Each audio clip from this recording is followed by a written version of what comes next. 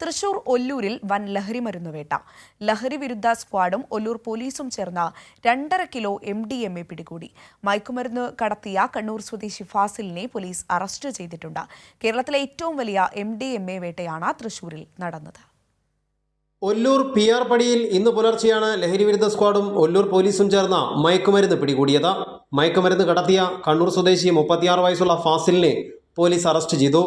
എറണാകുളത്ത് നിന്നും കാറിൽ തൃശൂരിലേക്ക് വരുന്നതിനിടെയാണ് മയക്കുമരുന്ന് സഹിതം പ്രതി പിടിയിലായത്. വിപണിയിൽ 1.5 കോടി രൂപയോളം വില വരുന്ന മയക്കുമരുന്നാണ് പിടിച്ചെടുത്തത്. കാറിൽ നിന്നും 26 ഗ്രാമും ബാക്കി മയക്കുമരുന്ന് പ്രതിയുടെ ആലുവയിലെ ഫ്ളാറ്റിൽ നിന്നുമാണ് കണ്ടെത്തിയത്. 9,000 MDMA ഗുളികകളാണ് പ്രതി ഫാസിലിൽ നിന്നും പിടികൂടിയത്.